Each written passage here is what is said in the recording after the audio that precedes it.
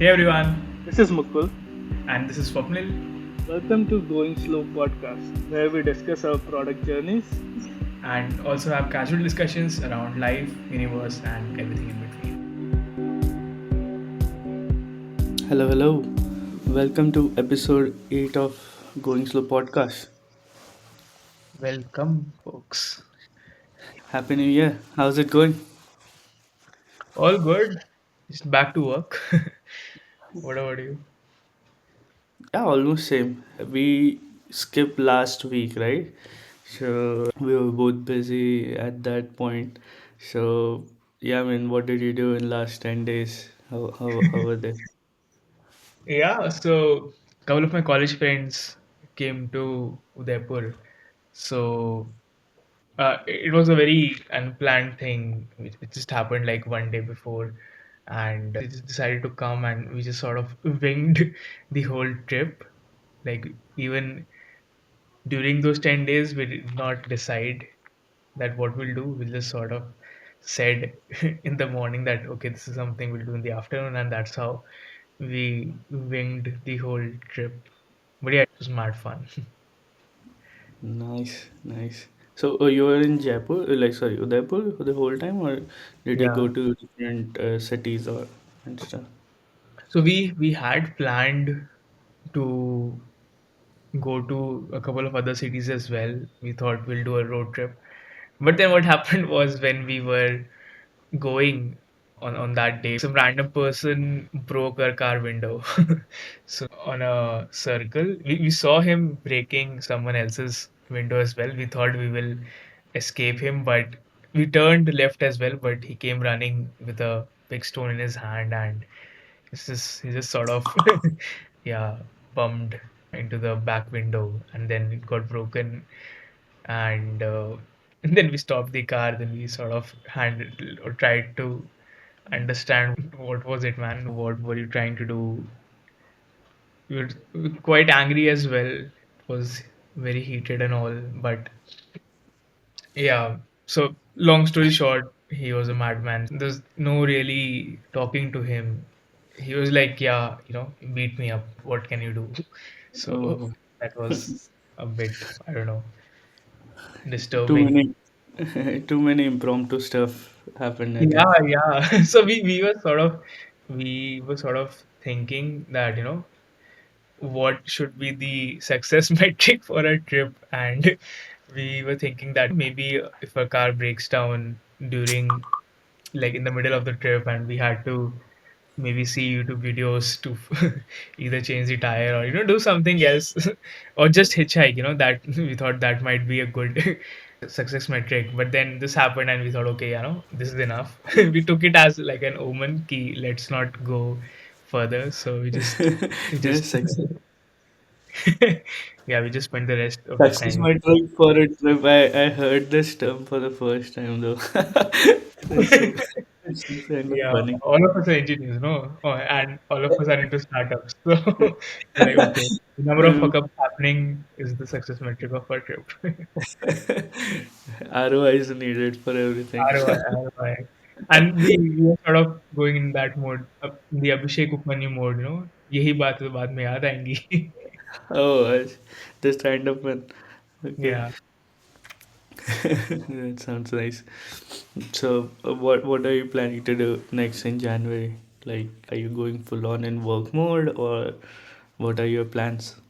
Yeah, it's full on work mode. I think December had a couple of trips, so now I think I'm fully recharged, and it sort of showed in yesterday's team meetup as well that I could feel the energy difference compared to like 10 days back when I was just that okay, just let's let the holidays start and all, and now I'm like okay, that is done, fully recharged, and let's now just get into full execution mode. So yeah, uh, Like, back do into you, do you, I'm curious a bit. Do you generally take breaks? Like, for example, every month or after 2 months or so, do you take break for few days, or do you follow that pattern, or is it something different that you follow? Is it? So there's no hard and fast rule per se, but mostly like at least in a few months I try to take a break nowadays. Like before that, I was not much of a breaks person. I was like, okay, let's just get the work done. But now I understand key breaks are an integral part of your energy cycle. So now I'm more like, okay, if there's even a slight possibility of a break happening, of a trip happening, I'll go all in and I'll make that happen because you never know when is going to the next opportunity. Especially, for example, this week is again giving 2020 vibes when this Omicron wave variant cities have started imposing some restrictions. I think there's one section 144 in some places. I think Goa has night curfew, so there are a bunch of restrictions again. So it feels scary again. I don't know whether we'll be able to travel this month or next. Yeah, it's like travel for a few months, then there's a lockdown, then stay at home few months, then travel again. So yeah, Yeah. it's like a pattern now. How about you? How was you were in Goa, right? Yeah, I was in Goa for 5 days. Then I went to Mumbai for I think one day only, and then I came back home. It was good. The weather in Goa was the best this time. So I went to Goa 3 times last year, Wow. and 3 times, and all those 3 times the weather was extremely different. First, I went in March. The weather was horrible. It was super hot. I was sweating all the time. Then I went in October. It was manageable. That weather was like you cannot go out in afternoon, but after evening you can go out and chill. So it was medium manageable. In December it was perfect. During afternoon time you can go out, and during night it gets little chilly but not too chilly. So that's like the perfect temperature, I would say. That's why I thought like why Goa has like high tourism in December, because it's like the best temperature out there, and other cities like north and anywhere else the temperature gets too chilly. So that's really cool. But yeah, I mean, I seriously think Goa has so much potential of becoming like the nomad place, but it's not at all living up to its expectations. So in Indonesia, Bali is like sort of becoming mecca of nomad work and remote work, and because they are taking like special steps to ensure that, and Goa there is nothing like that. I hope something gets improved there soon, so that like the remote work at least booms up there, like because most of the companies are now remote. So it's very easy to organize a retreat in Goa if the weather is nice, and it can be fun, and it can be enjoyable too. But yeah, I don't think I would like to go there as of now, considering the internet issue specifically. Right. Yeah, I mean, it's such a chill place. Like the food is nice, the pubs are good, but there are certain issues I would say on the infra level, which if they improved, it might be a good alternative to that Bali thing, Bali nomad culture. So I was just looking at it yesterday, the co-working spaces in Bali, Hmm. and how is the co-working culture in Bali, how they boom that culture, and it was super cool to see how they have done it. So I thought that's a nice, I would say, reference to copy. Do you think Yeah. you can work in Goa for a month, work from Goa for a month? No, man, it's hard for sure. Like you said, internet, there are internet issues. I remember in my like in early last month when I was in Goa, so I was getting like 1 bar on my network, Yeah. and that was like in the hostel. That was not on the beach or whatever. That was in the hostel. I was getting 1 bar, and then all I could do was do a WhatsApp call. since there's like a decent Wi-Fi there. Not that great, but decent. And yeah, so like net issues plus now I'm so comfortable with Ola, Uber, and just the absence of that is like sort of a deal breaker. It feels that you are back 5 years in Yeah, I time. mean, yeah, the worst thing is Ola Uber is not present, and the commute is extremely tough. You do not drive a scooty, and even if you drive a scooty, there are no official petrol pumps or something like that. You have to buy bottles and stuff, so it looks a little bit shady. I mean, also for me, it's personally very frustrating when something takes 10 minutes to do things when it's only 2 minutes. So, for example, if I'm if I'm working on something, and if the web page is loading for like 5 to 10 minutes, and I'm like, whoa, this is not what I what I hoped. So yeah, that's like major pain point for me. But other than that, non-work aspect is definitely amazing. Yeah, yeah. It's almost like they don't want us to go for a vacation. Like they want us to come for a vacation, but they don't want us to stay there for long. Yeah, exactly. And that's why it has such a huge potential, untapped potential to like bring like, so for example, it's such a great business idea to build like a long vacation kind of place and rent it out to offices. So, for example, here we have 91 Springboard and everything. There they can have a nice place, Airbnb type place, and 91 Springboard type co-working space. It's such a great idea if executed properly. I have seen few startups, not in, I don't think, I'm not sure whether it's in India or stuff, whether they are starting to target like remote space. First one is a very old one. Have you heard of Remote Year? No. So Remote Year, I think there are many startups similar to that. But what Remote Year is, it's there are many programs in that like startup. But the gist is how it got started is like it's a 1 year program thing, and every year you will live in a different city. So for example, if you started in some city, for example Tokyo, you will stay there 1 month, then you will move to another city next month, then you will move to another city next month, and so on.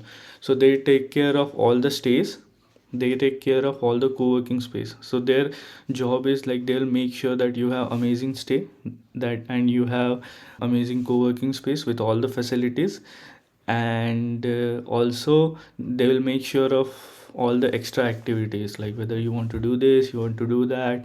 They will like suggest you make some, it's like a community building thing. Like for example they, so for example if you're traveling, like you want to travel solo or something like that, there is a big issue. There is like no human touch, like you do not have Right. people to travel with. So it's like for example many people who are on the same boat with you will travel to the same place. They will work when they have, they will travel when they have, and you can just travel with them, mm, and all those things. So it's such a, and they, the logistic parts will be handled by them. Other than that, you will have to, like for example food and other expenses, it will be on you. So yeah, I mean, I like that idea. It's a bit expensive, but yeah, I can get it why why many people are paying for it, because they just want a small cohort, right? Like it's like a cohort based Right. course, so they just want a small they just want like small set of people who can pay that amount, and it will be like the best thing for them. So that's Wow. a nice idea. It can Like be a similarly cohort-based implemented in Goa. vacation. Sorry. Is it like a cohort-based vacation? Yeah, and it's such a it sounds fancy too, right? Like 1 month, one city kind of. Yeah, yeah. Yeah, I Yeah. think this sounds fancier than 1 month, one startup. Uh, yeah, totally, yeah, totally different, but yeah, sounds cool. One So you thing I come. also observed in Goa, sorry, Mhm. Go ahead. one thing I also observed in Goa, so I'll tell you a little bit of background. So I was listening to My First Million podcast, in one of the episodes they discuss that have you watched Forrest Gump? Hmm. So Forrest Gump is a movie, and in that movie there is a food franchise. Okay. So related to something, there must be a scene that involved that food franchise. Mhm. So someone actually bought that IP for that food franchise from that movie Forrest Gump, and they started that chain in US or something like that. And it recently crossed revenue of actual Forrest Gump movie. So I was very so in Goa. One day we went to Chapora Fort, Nice. and Chapora Fort is something which was not famous before. It Mm. got famous after Dil Chahta Hai. Correct. And now, if you go to Chapora Fort, there are so many small shops there, and Mm. so many like traffic generated there. It's almost like that movie accidentally created tons of jobs there. Correct. And the number of jobs it has created and the revenue it has created, it might have crossed the Dil Chahta Hai's revenue over the time, or it might cross over the time Right. in future if it hasn't crossed already. So I just remembered that episode while going to that fort, and I was like, whoa, that's super interesting. There might be a lot of other things too which has accidentally happened. Like I don't think Dil Chahta Hai, when Farhan Akhtar directed the movie, he didn't have anything planned that I will make the spot like famous or something like that. It just got famous. So that was super interesting that a certain part just got like way too famous, and Right. it has started like That is super interesting. It's like very similar to how so there was this show Queen's Gambit on Netflix, yeah, yeah. and it sort of like single-handedly drove chess's popularity in like most of my circles. Yes, yes, I agree, I agree. So someone shared like Google search impressions too, Mm. and there was like a spike in that term. Yeah, I totally agree. I think there are many things like which has impacted accidentally in a very big way. So I used to watch one. So I used to know. I still watch an anime called Haikyuu. It's a anime based on based on volleyball basically. It's a great anime, and every YouTube video of actual volleyball I see, it has a comment of Haikyuu in it. It's such a great traffic generator, I would say.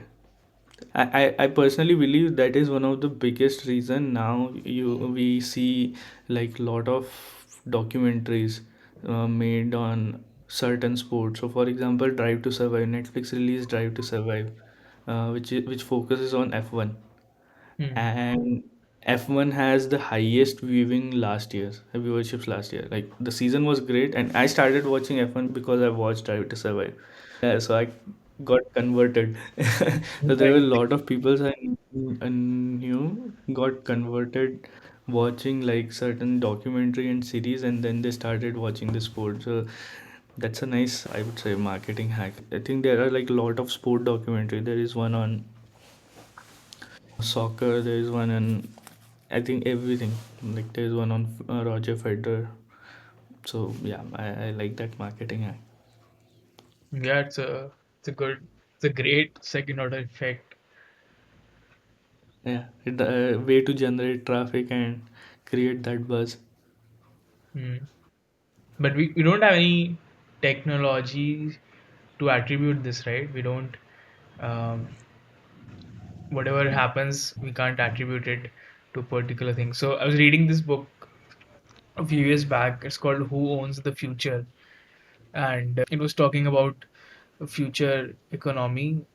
I think they call it a microeconomy, wherein whatever you contribute into the world, you get paid for it wherever it gets used based on the number of times. And let's say someone builds upon of that thing and that becomes very useful, so then you get like a proportion of that revenue as well.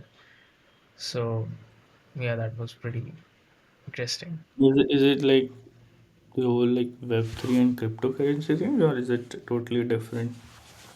Yeah, I think there are different ways to get there. Yeah, I think Web3 is definitely one of the ways. Personally, I'm not sold yet on Well, how. it's such a great marketing hack. Like I just love it. Like, matlab, I'm not entirely sure how the thing works, but if you see it in a perspective, that it's such a great marketing hack. Like for example, the rebranding. First of all, like few years back, someone just said like we should not call them statisticians, we should call them data scientists. The data scientist has such a good, yeah. So it got really famous, and statisticians are not famous, but data Mhm. scientist is extremely famous. One thing I also saw on Twitter, that have you heard of Gojek? Mhm. It's called a super app. Right. One of the senior employees of that startup recently shared on Twitter that it's super funny when someone called Gojek a super app, because we coined this term just to attract the tech talent for the Gojek. And I was like, "Wow, this is such a brilliant marketing app." And like for example, if you call something like Web 2 and then suddenly call something as Web 3, it's Mhm. such a great rebranding. Like, for example, it's like you're missing out on something like Web 2 and Web 3. That's, I mean, maybe it's the future, maybe it's not, but it's a great marketing.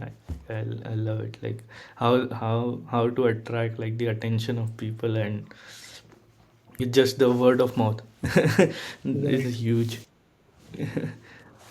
Because maybe some of the people might know the difference, and some of the people might know in great detail, but many people don't know. They just like to say that we are involved with Web3, and because it's like I got into YC. It's like that Right. brand. It's like you're working on Some, something cool. You're a cool kid in town. yeah, yeah. Like a few years back, it was, everything was powered by AI. Yeah. I mean, it's just great. Yeah, let's see how it goes in the future. But yeah, currently it's a little funny. Yeah. So, yeah, I mean, any resolutions for the new year? I just have one resolution, which is I want to dive deep into meditation. It's been on my radar for a long time. And last month I read this book called Tribe of Mentors by Tim Ferriss. What he has done is he has interviewed like 100, 130 people from different areas. So there are some writers, there are some Olympic athletes, there are some Nobel Prize winners. He compiled a diverse set of people, and then he asked a couple of questions around what has been a fundamental shift in your worldview, and what is something that you didn't know before, things like that. So basically, the subtitle of the book is it's short life advice from the best in the world. And what I found was that every other interviewee mentioned meditation in some form or the other. And that sort of gave me the final push. Okay, let's get into that. Let's see what the hype is all about. So yeah, that's my only goal for this year. So, how are you planning to get started? So I actually put out a challenge on Twitter as well. I called it 2 in 7 challenge. Mm-hmm. So I thought let's start slow. Let's just do at least 2 days in a week. Like I don't want to do in a sprint way that do for 30 days, do for 50 days, 100 days straight, and then just stop. So I thought let's focus on consistency. So the goal is to do on at least 2 days in a week. So yeah, last week I did 2 days. So I subscribed to Headspace. Have heard about it a lot. So there are some courses there in like to get you started in a structured way. So I've done like 2 sessions of the basics course so far. This week's 2 sessions are pending. So yeah, And how is it like? Is it is it too soon to say there is a difference, or yeah, it's too soon. I haven't felt anything yet, and yeah, I think it will take some time. that's interesting. Yeah. Uh, What about you? What are your New Year goals? um, yeah, I mean, I would say first is like getting healthy.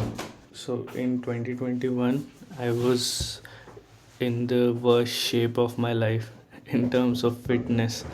So this year, I just want to improve on that and turn it around basically. That's like the first point. And second is, yeah, I mean, I like where we are right now and just grow it slowly and as much as we can. And third is try out a different thing, like try out like different hobbies. Maybe it works, maybe it doesn't work.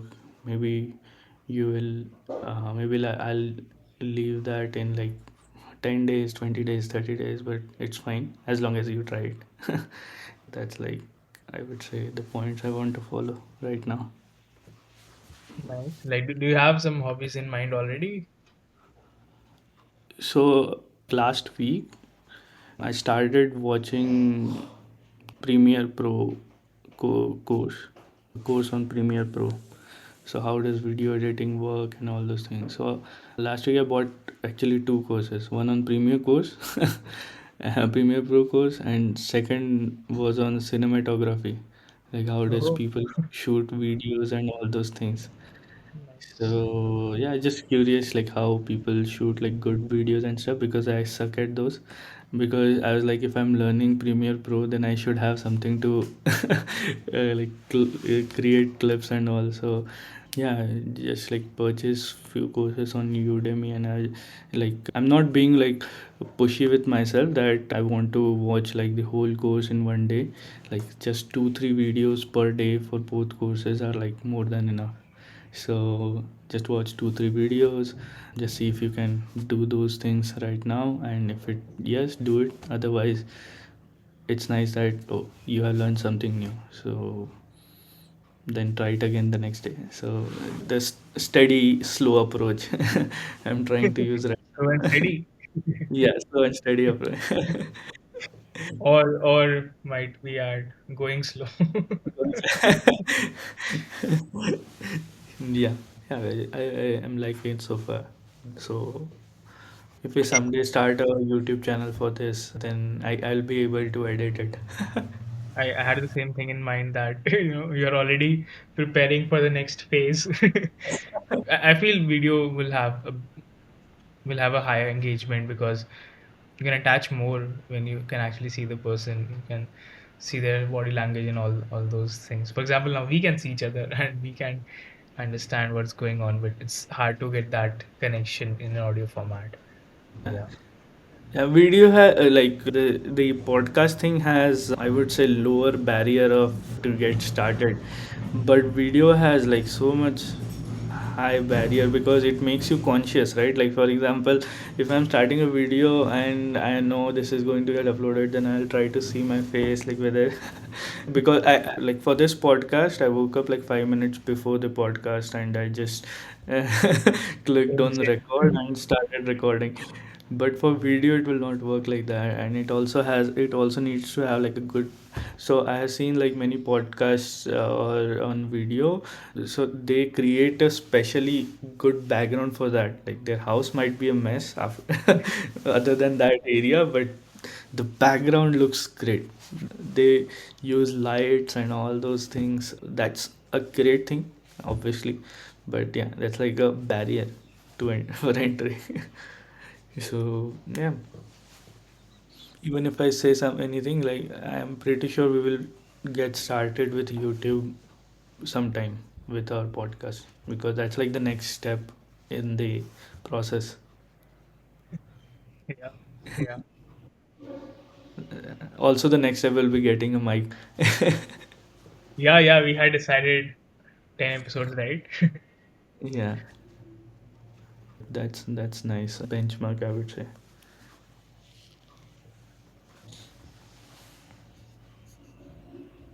Yeah, anything else you'd like to discuss? No, I think we don't have a lot of topics because nothing really happened in the last 10 days. But I'm glad we recorded this. We did not wait for Saturday, so that keeps the streak going.